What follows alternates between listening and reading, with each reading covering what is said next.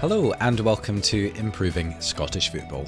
My name is Kieran and I've got a great episode for you today. I've got on Iain McMenemy, who is the chairman of Stenhousemuir, aka the Warriors, who are currently flying high in League Two. So Iain is one of us, someone who believes in change, and he takes part in SFA and SPFL committees and working groups to try and get these changes through. So first and foremost on this podcast, we're going to have a good chat about how all this works and if these working groups and committees are effective. You will hear words like inertia and bunker mentality. This is a no-holds-barred, honest take about what it's actually like to try and get changes through. So I would say really essential listening for anyone who actually cares about Scottish football. I do promise, however, it's not going to be too depressing. Towards the end of the podcast, we're going to get onto some good ideas on how we can make things better. We're also going to talk about money. We're going to find out how much Stenhousemuir gets from the distribution of funds from the SPFL, and we're going to ask if that's fair. And we're also going to talk about whether we need to centralise more things in Scottish football. Things like ticketing, marketing, comms, pay-per-view. Should all these things be centralised? Or should it be every club for themselves? Please make sure you're subscribed. And also please leave a 5-star review if you haven't done so already. And of course, please continue to like and comment and share. And help me along with the algorithm, please. Let's keep this going. Let's improve Scottish football. Okay, hello everyone and welcome to the podcast. Today I'm delighted to be joined by Iain McMenemy. Iain, how are you? I'm very well, thanks for having me on. Good. Well, I'm delighted you've come on first of all. Can you give us a bit of an introduction to yourself, please, and obviously your connection to Scottish football? Sure, yeah, I'm the chairman of Stenhousemuir Football Club, and just in case anybody is watching from a location that doesn't quite know where that is, it's probably the name that trickles off a lot of people's minds. They hear it on the sports results. It's a funny sounding name, Stenhousemuir. It's in the central belt of Scotland, and we're currently in SPFL League Two with aspirations for getting into League One this season. I've been involved at the club probably for 12 years, and I've been chairman. This will be going into my 5th year as chairman of the football club. Nice. I remember going to see Stenhousemuir actually about, must be going back maybe 15, 20 years ago. All right. I can't even remember who I saw you guys play, but I've experienced, Ochilview and it's a great club. And the Norway stand and all of that. Region connections, yeah. Absolutely, yeah, great club. And so how did you get into becoming chairman of Stenhousemuir? Was it something you'd always wanted to do, to be on the board of a football club? Not really. Probably the opposite. I'm originally from Bannockburn. That's my hometown, which was only 5-6 miles from where I am now, and then sort of Larbert, Stenhousemuir.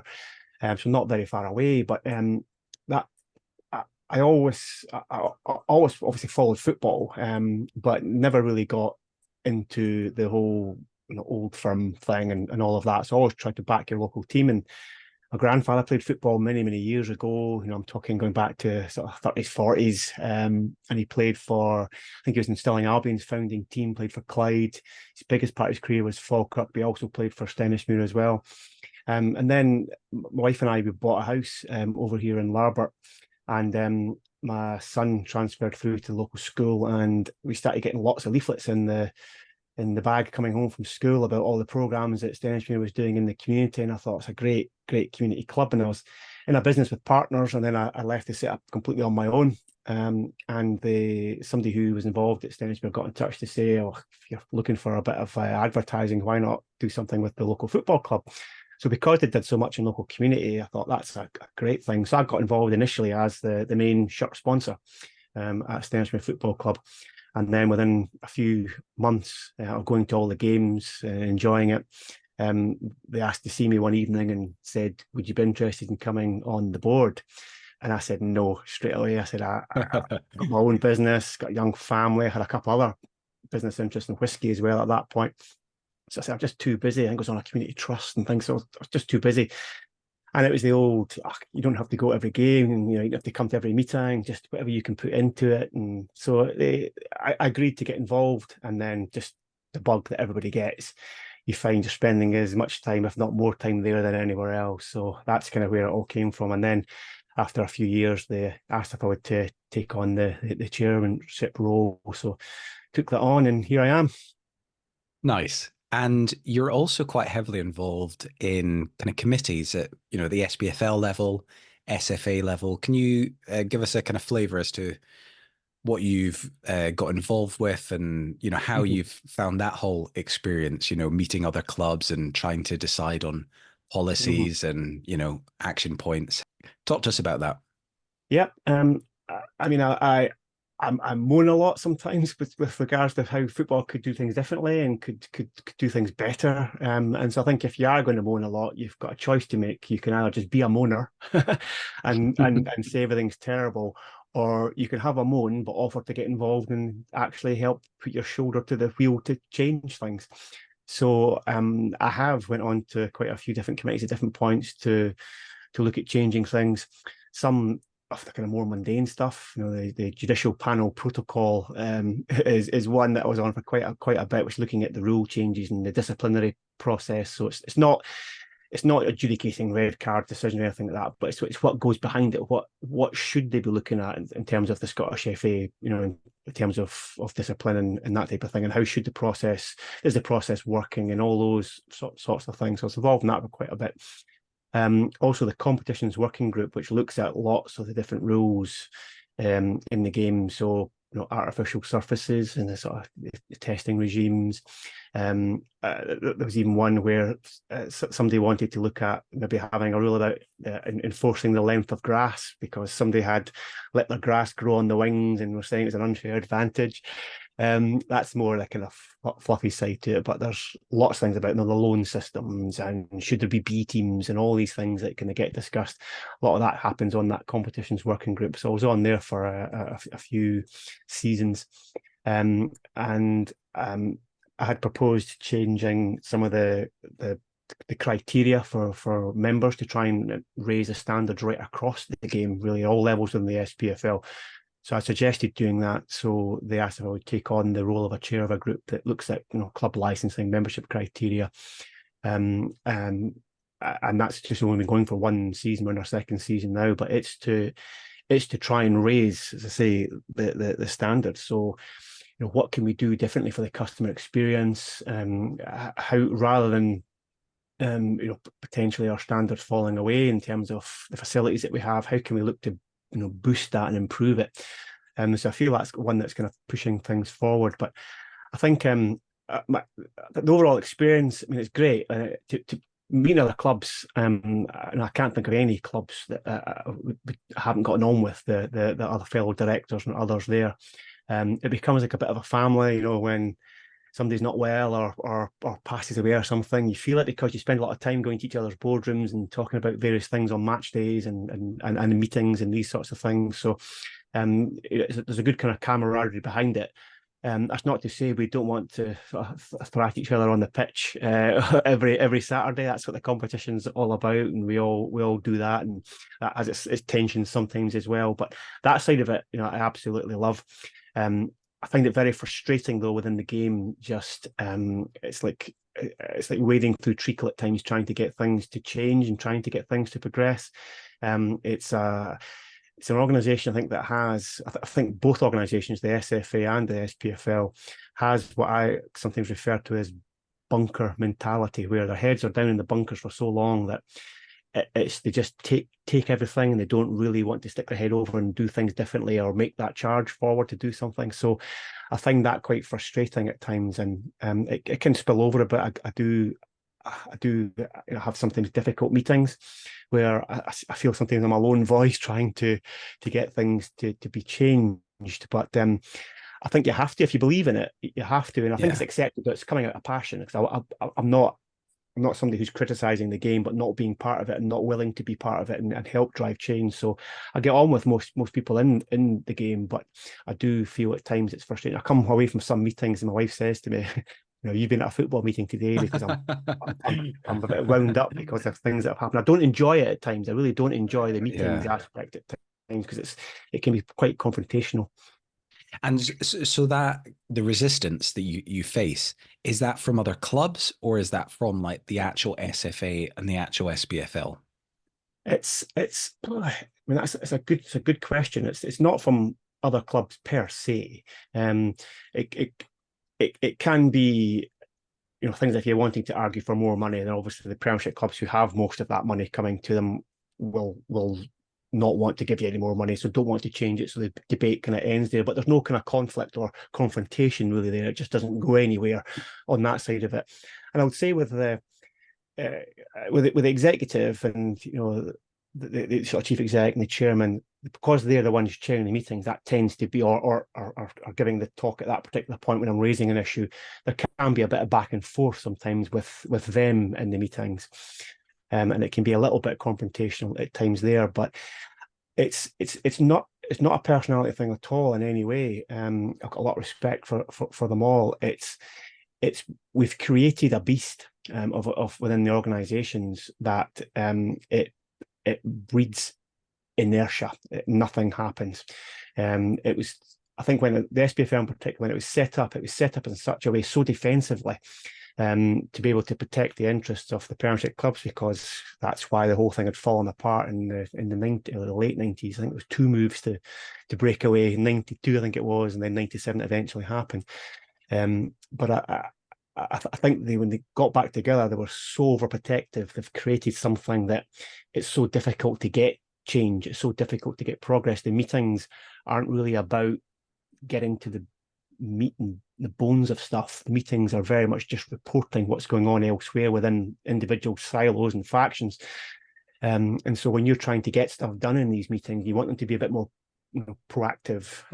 You find it's a real challenge to do that. And I'm always the one that says, when Neil Doncaster is getting a lot of criticism or others are getting criticism, I'm always one that says that we are the SPFL, the clubs are the SPFL. It's not Neil Doncaster. So he gets the flack for it, but it's not him. He's not the problem. It's not the issue.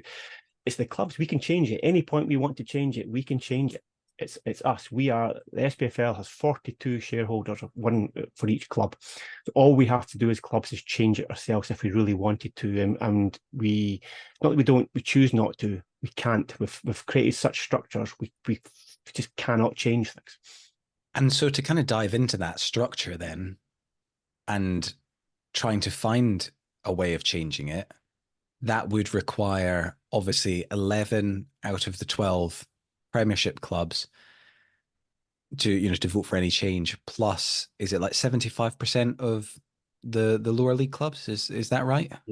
Yeah, it depends what type of resolution is coming forward, depends on the voting threshold that has to be reached. But the meaty stuff, I feel like, has to be at the highest threshold. So it has to be that 90% of the Premiership clubs have to agree to it first, and you vote that way. So in the meetings, it's the first, the resolution's on the table. The first people to vote are the Premiership clubs, and if 2 of them don't vote for it, nobody else even gets asked to raise their hands at times. So that can be a little bit hard to take as well. The first few meetings I went to, I didn't vote because it didn't even get down the levels a bit towards us.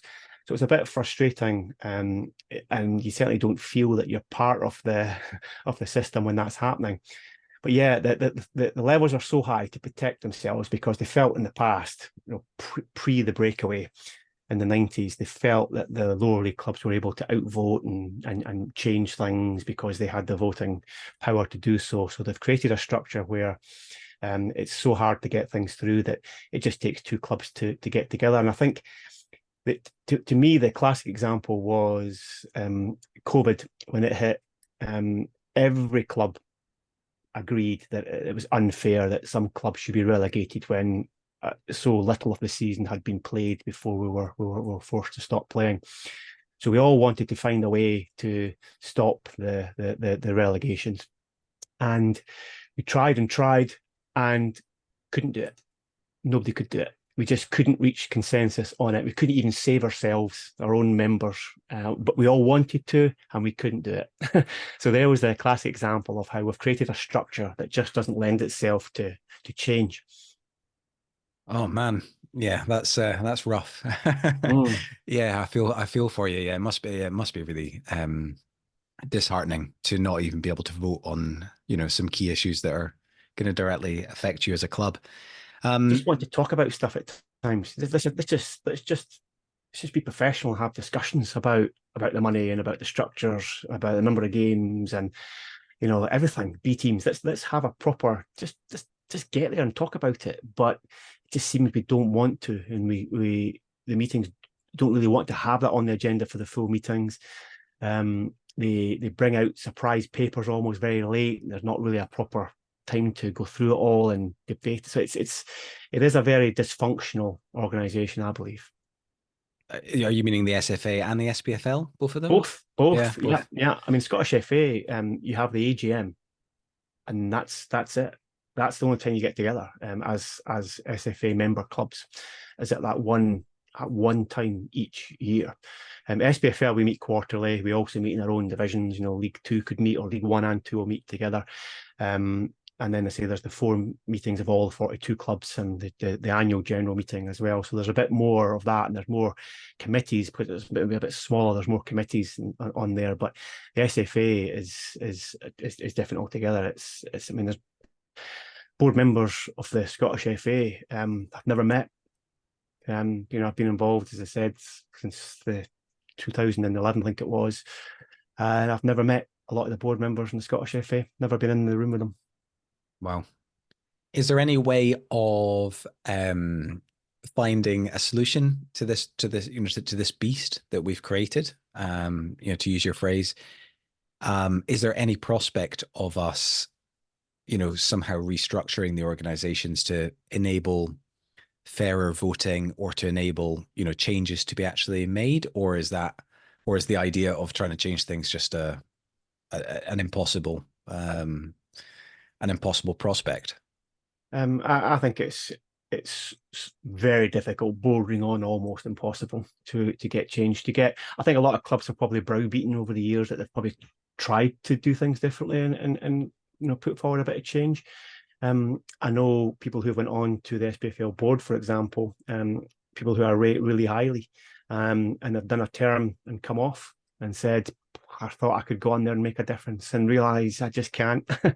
So when there's that sort of negativity, I think people are really despondent about how you could force change. And I know that there is this idea of a football regulator, which is going through down in England right now. And it was the government's put that forward.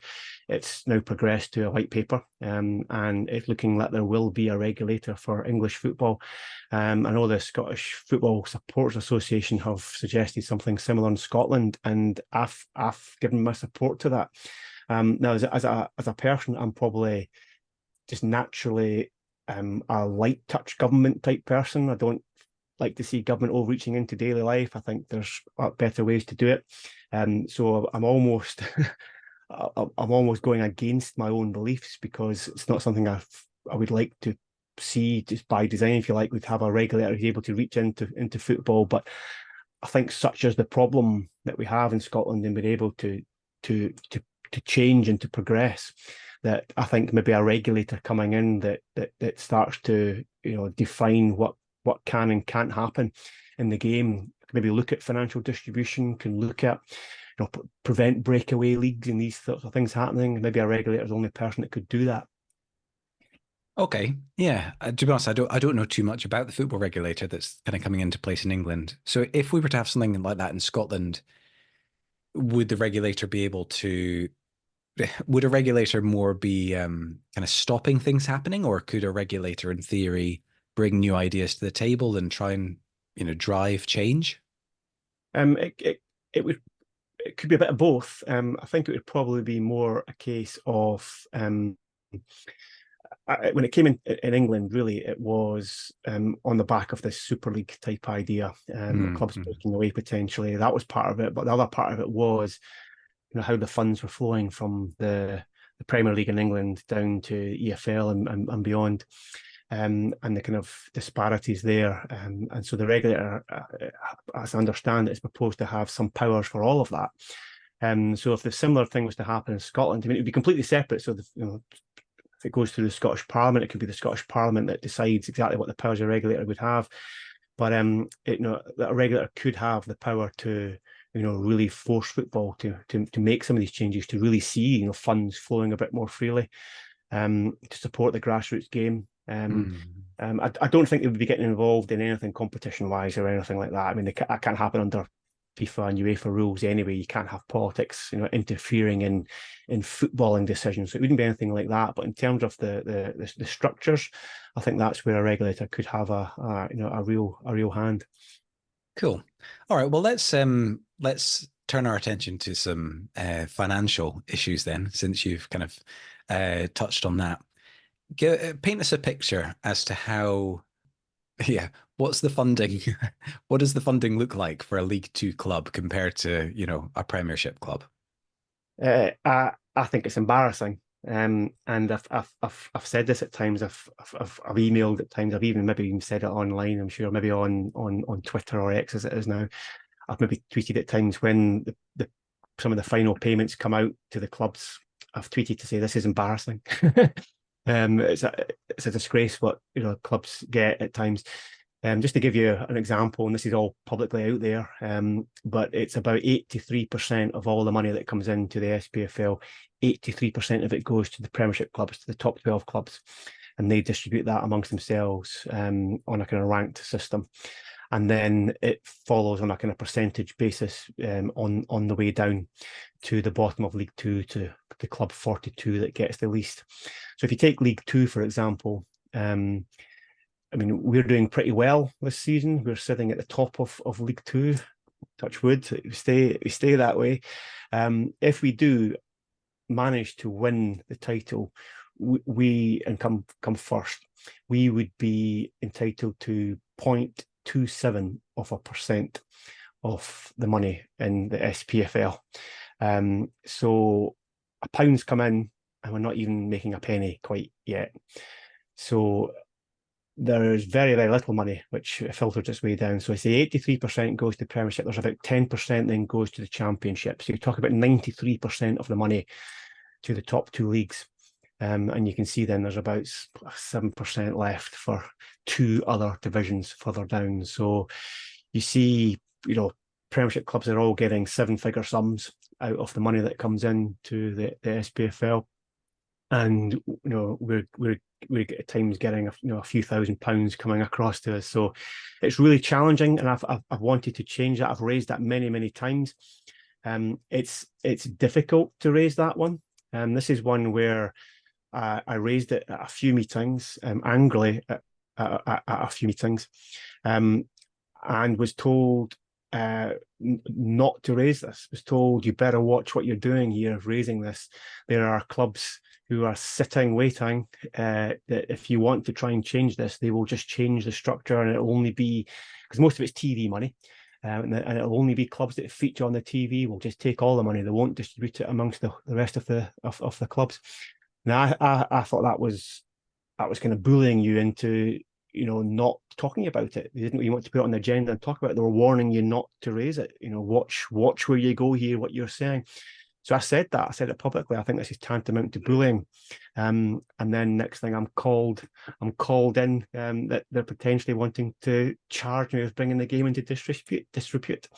Which I fought off, but I think that's part of the problem, is that clubs then don't want to. If this happens to you, there's not many people may be willing to say I fought it strongly, and they backed away.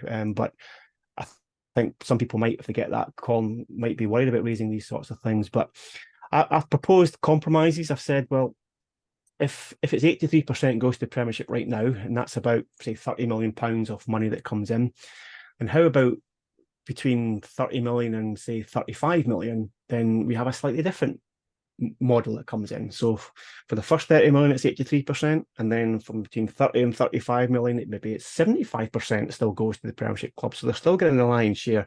And then maybe, for the next year, whether that's 35 to 40 or whatever it would be, maybe then it drops to 60%. So it could tier it in such a way that as more money and more revenue comes in, maybe it could be distributed a little bit more fairly, because I think the power of what we have in Scotland is in the brand. It's in all the clubs. They had the breakaway.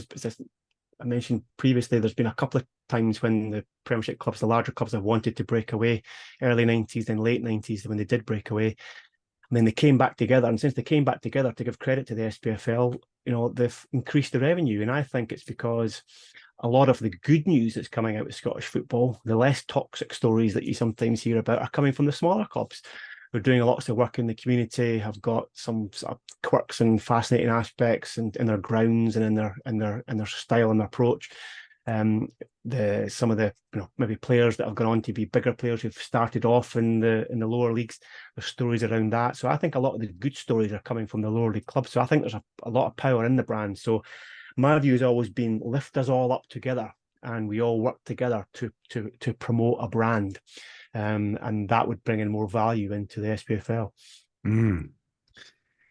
Wow. Okay, that's quite a shocking situation you faced, Iain. There, I didn't fully appreciate how toxic that had been for you at times. Well done you for standing up for for what you believe in. Well, and fighting the interests of the lower league clubs, because someone's got to stand up. Yeah, no, I'm passionate about football and passionate about that we all have a role to play, and I'm definitely not. I'm not wanting to see any of the bigger clubs weakened at all. I think we need those bigger clubs competing. We need them competing in Europe. We need the coefficient. We need them. We need to find the talent for the Scottish national team. I just think we can do it together rather than any club being cut off. And I've been on the radio, and I remember it was Gordon Strachan talking about just cut these clubs. Just too many clubs in Scotland. Just cut some of them loose and use the money. But when you look at that money I talked about, when 90% of it is going to those clubs anyway, if you kept only the Premiership and the Championship, so if you kept only those 22 clubs and cut the other 20, you would save roughly about 90 grand for each of those other clubs. That's what they would get. The ones that are left behind would maybe get another 90 grand more. So less than 100 grand for all those clubs in the Premiership, who, that's, if you think of Celtic's wage bill, that's even a week's wage for a couple of players in there. So that's the sort of sums that you would save. So there's not a lot of money doing it. So I think there's more power in the brand than I think the league has sometimes given them given credence to. And of course, all the problems that we're facing in Scottish football, I'd say that hardly any of them are lower league issues or caused by any of the lower league clubs. I do get the argument that there's obviously a lot of clubs within within the structure, but fundamentally, that's really not the root cause of all our problems here. Yeah, that's my view. So we're not a drag on finance because we're not taking that much money from the game. So we're not a drag on finance.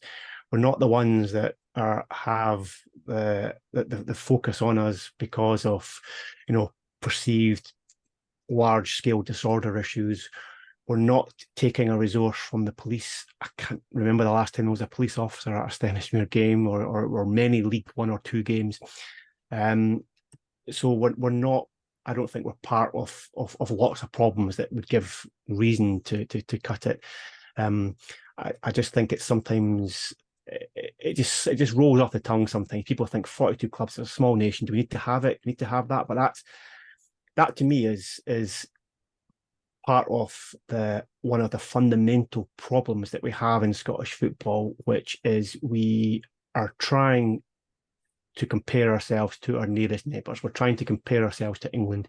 We look at the English financial settlement they get from the TV deal, which dwarfs Scottish football. We look at the sort of status of their league, And I think we look at that and we look at it with jealousy.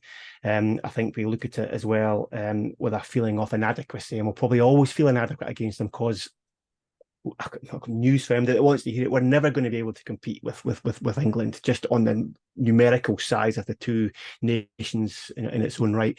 So let's stop trying to do that. And when we stop trying to do that, then we realise that 500 to 1,000 people at a League Two game is absolutely fine. There is nothing wrong with that, because we're not sucking anything else out of the game in Scotland in doing so. Let's raise the standards. Let's raise the quality. Continue to do that. Should always be continuous improvement. But let's look at what we've got as a positive rather than, I say, trying to look over our shoulders what other people are doing and comparing ourselves to them. You were also mentioning about the kind of strength of the brand of the SPFL as a whole, and all of us working together, all the leagues, all the clubs.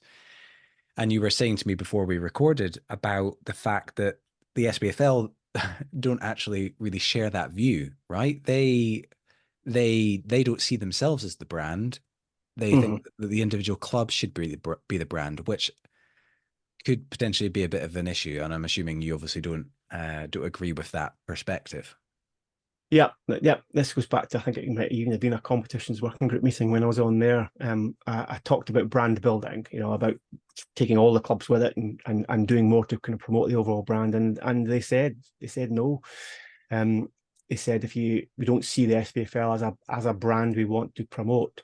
It's the clubs that are the brand. The biggest clubs are the brand. That's why people are watching the game. They said, and that's just mirrored from England because, if you look at the Premier League, the brands down there are the Man Cities, the Man Uniteds, the Liverpools, the Arsenals.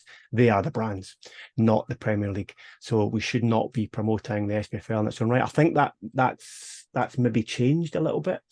I think part of the Deloitte review that was undertaken by some of the Premiership clubs, I think perhaps some of the findings in there maybe alluded to the fact that there is potential in the brand, because they did have a session maybe about 6 months ago to a year ago, where they talked about the SPFL brand and what we could maybe look at. So I think maybe the mood's maybe changing on that, which I would absolutely welcome, because I think there's a huge aspect of the brand. One example I gave in the past was when my kids were a bit younger, going into Subway with them for a lunch on a Saturday, and as they were wee, they always wanted the wee kids meal box, which because when you went in there, if there was a Spider-Man or Dora the Explorer on it at the cinema, whatever it was, they wanted that, and the box came with that on it, and there was a little toy in there with that, and it was on the drink carton and all of that stuff. It was always promoting it. So whether it was the cinemas doing that or whether it was Warner Brothers or whoever were buying into Subway to say, you've got the footfall, you've got the kids coming in, can we market our latest release in the cinema through your products? Why is nobody doing that in Scottish football? Why, the amount of footfall we have coming through our gates, if you take all the clubs across Scotland, whether it's in the SPFL or Scottish FA or whoever, why are the brands not coming to us wanting to tap into our footfall? And it's because at times the brand is toxic around perhaps some of the bigger issues in the bigger clubs, sectarianism and these sorts of issues. And as I said before, it's sometimes the smaller clubs that are actually combating that with lots of the stuff that they're doing in their local communities in terms of community work and really strong community clubs.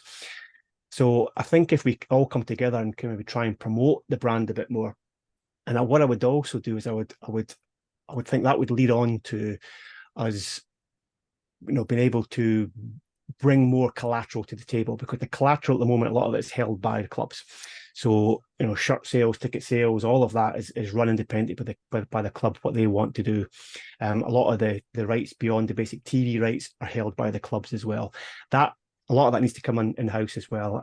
I think if you look at companies like Facebook or Twitter, now X, look at those companies that don't charge a penny and never have over the years, and it's because they have all that data. The data that Facebook has to be able to market is immense.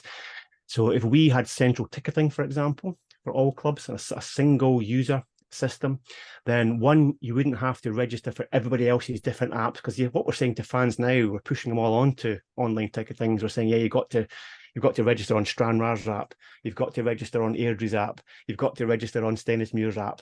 So you've got to do the registration process every time. So a centralised ticketing platform, and the SPFL would have the database of everybody that attends a football match in Scotland over the last X number of years. And then when you go to a brand and they say, what do we get for our money? You can say, well, you're selling these widgets which are aimed at 18 to 30-year-olds.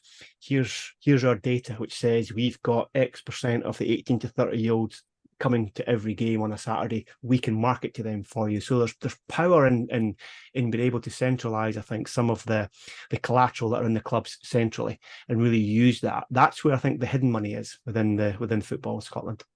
Yeah, I really like everything you've just said there. And it makes total sense. And to be honest, that sort of thing has been coming through with a lot of these conversations I've been having. It's just like, why do we not have central resources for so many different aspects? Centralized pay-per-view, for example, centralized marketing support, centralized ticketing, as you say, just pooling resources. It's so much more efficient. And as you say, one brand could come in and be able to tap into lots of different clubs and the whole system. I think it would grow arms and legs. I mean, at the moment, even a centralized kit deal. So it's one manufacturer, and we'll get the best prices because of that, and it might actually get us more space. I remember, I work in PR and that type of work, so I kind of keep an eye on lots of these things. I remember watching a fascinating feature. I think it was Golden Wonder and Walkers and Crisp Wars, and Golden Walker had a lot of brands that weren't quite making enough money for them, and so they sold them. Walkers completely bought out all these little small brands that they had, and the reason they did it, they were loss making. The reason they did it is that they were buying the shelf space in the supermarkets. So when you walked into the crisp aisle in a supermarket, where you maybe had your Skips and your Space Raiders or whatever else you had, now they were all owned by Walker. So Walker could have all that space. So their Walker's brand was now taking over the whole aisle. So it wasn't just about the individual small component parts, it was about buying that space. So if we had that sort of kit deal, then we could have some leverage to go into a JD Sports or a Sports Direct, whatever it might be, sports shops, and say, we were looking for a bit more space and we want to have more clubs featured in this. So you don't just go in there and buy a Rangers and a Celtic shirt. You'd be able to get in there and you'll have clubs from shirts from different clubs throughout the SPFL. So we can start to leverage a bit more brand awareness, because we would have, I think, the power behind us to be able to demand more from the partners that we work with. Yeah. And we've also, another, good example of ways to do it that I think are working. The SPFL recently did the No Rest for the Wicked campaign. That is an example of them maybe starting to embrace, that approach, that actually it's not just about one, or it's not just about individual clubs. That is kind of trying to promote, the leagues as a whole, or, Championship, League One, League Two. So, hopefully we can see more of that sort of stuff. But no doubt, do they need to revisit how we market ourselves, as a whole. I remember having this conversation right back near the beginning of the podcast. I had, I think, Michael Bockel or Chris Sampson on, and we were talking about marketing. And at the time, the SPFL had adopted a slogan, which is, "This is football," as a slogan. And they used it last season. And I was saying I didn't really like it anyway, because I thought it was a bit vague. But anyway, this year they've completely dropped it and there's no slogan at all. And, it just feels like they need to define or, come up with something that, that really sells Scottish football as a whole. And, one example that I did quite like, Grant Russell, I'm sure a lot of people are familiar with on Twitter, he suggested that the tagline for Scottish football should be, SPL, so that he was proposing going back to SPL as Hmm. opposed to SPFL because the Saudi Pro League is now Hmm. SPL. He was saying let's call ourselves SPL and call it football as it's meant to be. You know, Right. Yeah. something Hmm. like that. Do you know what I Hmm. mean? Just Hmm. trying to give ourselves a bit more of an identity Yeah. would make it a lot easier to to sell to not only to TV broadcasters but also to other brands and partners and stuff. So Yeah. I think that sort of trying to market and package the leagues as Mhm. a whole is a bit of a no-brainer. I think we have to. We've never really taken marketing on board. I think that's changing. So give them credit there. I think they are changing it. They've now got somebody in to do marketing, and they have got this group set up. It's a bit closed shop, the group, but it's there nonetheless anyway. So they're maybe looking at it, and then I think in terms of the sort of no rest for the wicked, we've pushed them to try and do a little bit more on this. I mean, our games weren't covered, and so we've said to them, we accept we're not going to have, as it stands at the moment, a Stenhousemuir against Stranraer live on the main Sky Sports channels. That's not going to happen. We appreciate that, and nobody's as daft as to think that's suddenly going to be an interest to Sky Sports next week. But we've said there's got to be, maybe a highlight show or something we could maybe do ourselves. So to be fair again to the SPFL, they took that on board, and they started just doing through their own channel. They started doing through the YouTube channel a highlight show that covers goals scored in that previous week's games. And they've just recorded, I think, over the millionth view of it as well. So it's been a success. A View from the Terrace, another one, which started off as a bunch of guys doing a podcast.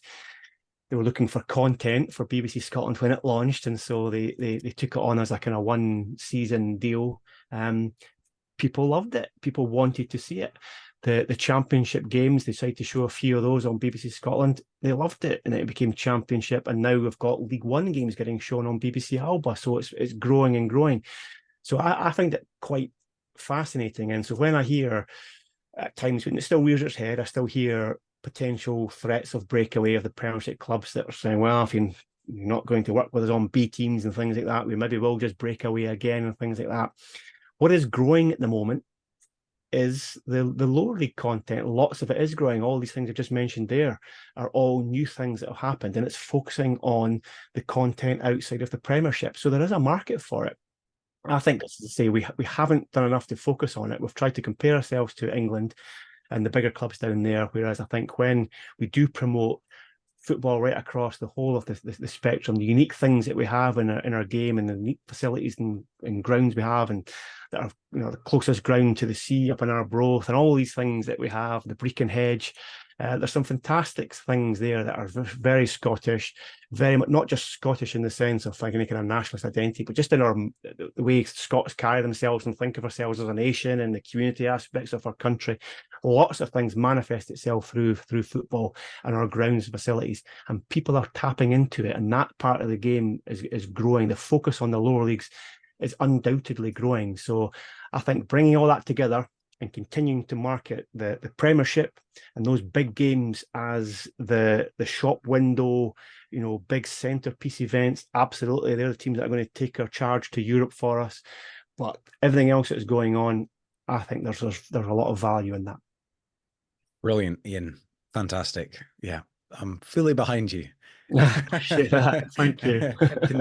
Continue the charge, my friend. This is because I'm sure it's it can be quite draining, just hitting your head against a brick wall sometimes. But no, I'm fully behind everything you're saying there. So listen, I think we're coming to the end of the podcast, but before I let you go, I'm going to ask the question I ask every guest, which is, if you had a magic wand and you could change one thing about Scottish football, what would it be? Yeah. And this one, I think it would probably be to perhaps if it's a magic wand, then magic is obviously at play here. So it's one that is, maybe creeping out into the realms of the possible here. But I would like to be able to influence the brains of everybody that's involved in Scottish football, just so they can actually see that their democratisation and working together is not a bad thing. I'd like us to be able to get over that hurdle of protectionism, looking after our own interests. I'd like just those minds to perhaps be magically freed up, that there is more value in us all be able to promote the entire game and raising us all up. So I would like that little bit of mind play, I think, through my magic wand to get that to happen. And I think that would unlock so much more that could flow from that in Scottish football, that it would be transformational. So if you just stick that magic wand in the post to me, I will wave it at the next meeting. Brilliant. Love it. Okay, that's great, Iain. Thank you. That was an excellent answer. I like it. Yeah. Some mild brain surgery required for whatever it takes. Great. So listen, thank you so much for coming on the pod. Really appreciate it. And yeah, at some point in the future, I'll maybe get you back on, and we can have more of a well, hopefully it wasn't too depressing. Sobering is probably how I'd call it, because to be honest, some of the things you've highlighted there, I wasn't aware of, in terms of some of the, real challenges you've been up against. So, yeah, some food for thought. Anyway. Yeah, there is absolutely is. But no, thanks to you as well for shining a light on Scottish football. I think it's good to have a podcast that actually, it's not just about funny stories that happen to players. It's a bit deeper than that. It's the issues that the good and the bad, and one side of a story compared to somebody else's. What I think, what somebody else thinks, and how we could all do things differently. I think the more you have these discussions, the more you have the debate. So thanks for shining a light on everything that Scottish football does well and not so well. Oh, thanks, Iain. That's very nice of you to say. Well, thanks once again for coming on, and a big thank you to everyone who was listening. This podcast was produced by Edinburgh Documentary Films, which is a film and media company co-founded by me, Kieran Hennigan. So we make documentaries for TV and cinema, but we also work with companies and brands to help them tell their stories in impactful and meaningful ways. You can find out more at edinburghdocs.co.uk. And please contact me directly if you'd like to talk about any potential projects.